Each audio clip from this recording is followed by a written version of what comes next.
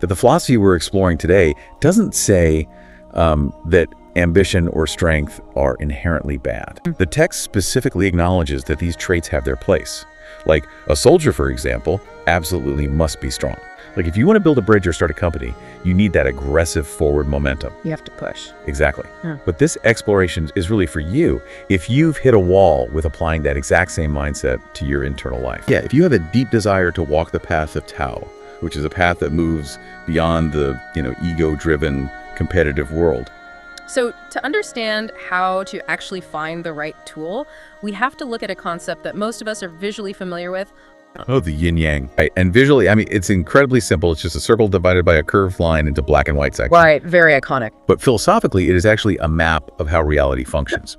The black side is the yin. And yin is fundamentally associated with qualities like darkness, stillness, passivity, femininity, the night, the earth, and this inward moving receptive energy. The receptive energy. Yeah. And then on the other side, you have the white, which is the yang. Yang represents light, activity, masculinity, the day, the sky, and outward moving assertive energy. But look at the design. First, it's a curved line, which implies, movement and rotation. Yeah. And more importantly, look at the dots. The little circles inside each side. Right.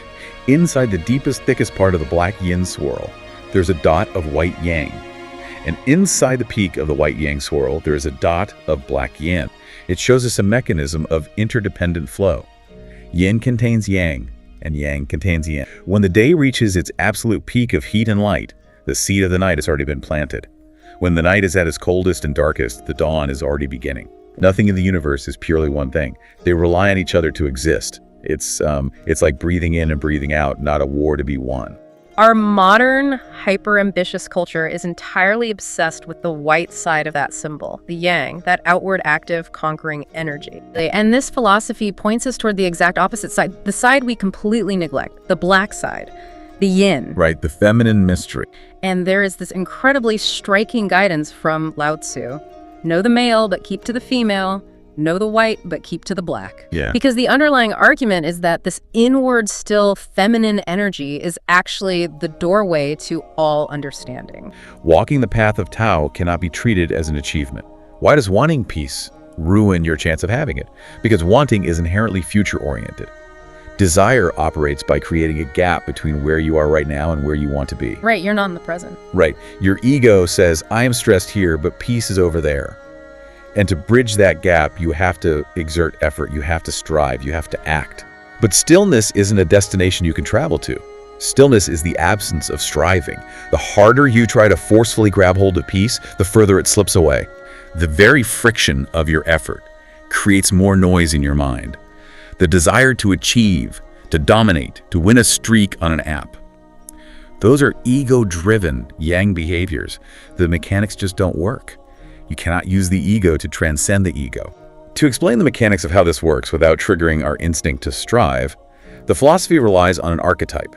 It asks us to observe the dynamic of a woman in love during courtship. Okay, courtship. Yeah. Historically and archetypally within this framework, the woman doesn't aggressively approach first or try to force the relationship into existence. She waits. She just waits. She waits while the other person makes the approach. And this is the crucial part to understand here. It's about the internal mechanism of why she waits. It is not out of weakness or passivity. Okay, then why? It is because love, in its truest form, is an internal sweetness. If you truly feel that deep, profound sweetness of emotion anchored inside your heart, you have an infinite capacity to wait. You aren't anxious about the outcome. The internal feeling is already enough. If you think you are in love, but that feeling isn't rooted securely inside you, if it's really just a desire to possess something outside of yourself, your instinct is to aggressively approach. You try to force it? Yes. You try to force the other person to be yours. You demand labels. You demand certainty. And usually, after a few days of that forced, suffocating intensity, the illusion cracked. The profound psychological insight here is that the more a person feels the desperate need to aggressively show or force an emotion, the less of that emotion they actually possess in their core. Trying to force it is proof of its absence. Conversely, true, intense inward emotion brings an immense patience. The feeling sustains itself without needing external validation. Okay, I hear that, but wait, so what does this all mean for me? How so? Do I just sit around and do absolutely nothing? I am trying to picture myself adopting this mindset at 2 p.m. on a Tuesday when my inbox is overflowing, my boss is asking for a deliverable, and my kids need to be picked up. Right. The yin approach, the feminine mystery, doesn't mean you ignore the emails. The necessary actions still happen. Well, I still pick up the kids. You still type the responses, you still pick up the kids, but your internal posture is completely different. You aren't fighting reality. You are fully receptive to the fact that right now, typing an email is what is happening. I'm just doing it. You do it without the internal hostility of wishing you were somewhere else. Going back to the courtship analogy, the text says that people can see the love even if it isn't shown that it is the mystery. It just radiates. Exactly. A person resting in that deep love doesn't have to forcefully demonstrate it. You drop the aggressive, ego-driven declaration of, I will conquer this inbox and achieve peace. Instead, you open your awareness to whatever's in front of you. You find a quiet bliss in the simple act of existing within the wait itself. You have to wait as if it would be absolutely fine if you never achieved this mystical state of enlightenment or fully knew the Tao. The wait itself has to become blissful. Lao Tzu's guidance suggests falling in love with the Tao, but never wanting to know it in an intellectual sense, and never demanding to be its owner. You have to completely abandon the want, the grasping, the needing. A total open receptivity to whatever arrives. Let's say I want to try this tonight. Okay. If I sit down on a meditation cushion, what is my brain actually supposed to be doing if I'm not allowed to try to relax? The application here is incredibly direct, and it's radically different from how most of us are taught to meditate. The guidance is that when you sit down, you must never want to feel peace. Wanting peace destroys peace. Right. So what do? You just stay there, and you cultivate a simple happiness that you are sitting and meditating. That is it. Just happy to be sitting. Yes. If your mind goes beautifully blank and you feel a profound sense of cosmic unity, great. Just be receptive to that. And this is the critical part, if you sit there for 20 minutes and your mind is an absolute chaotic mess of grocery lists, phantom arguments, and work stress. Which is usually what happens. Right. You just observe that it is noisy. You don't fight the noise. You don't get angry at yourself for failing to be Zen. Your only job is to be receptive to the chaos.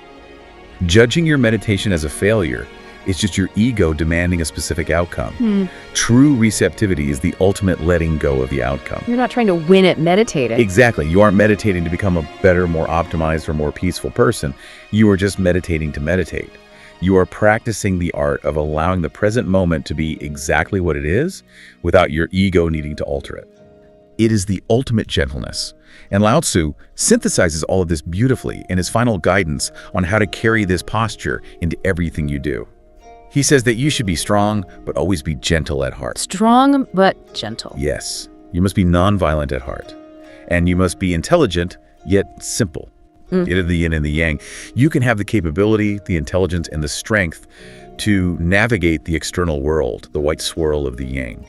But your core, your internal anchor, must remain rooted in the gentle, receptive simplicity of the yin.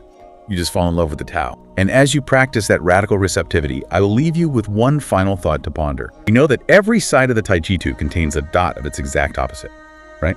The yin is in the yang, and the yang is in the yin. If that is true, then think about your most chaotic, overwhelming, stressful days. Think of those purely yang moments of burning ambition and exhausting noise. According to the foundational map of reality, even in the absolute dead center of your most intense stress, there is already a tiny, quiet seed of yin peace hidden right there inside of it. Oh, wow. It isn't miles away on a mountain peak. Yeah. It isn't waiting for you at the end of a 10-step routine. It is right there in the middle of the chaos, simply waiting for you to stop fighting and finally be receptive to it.